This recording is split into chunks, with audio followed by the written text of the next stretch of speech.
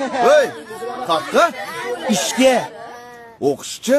O'qish meni va oilamni boqmaydi. Kim yana shu fikrda? Qancha topasan? 15 ming kuniga. Qolganlarchi? Men 20 ming topaman. Kompyuterxonada ishlayman.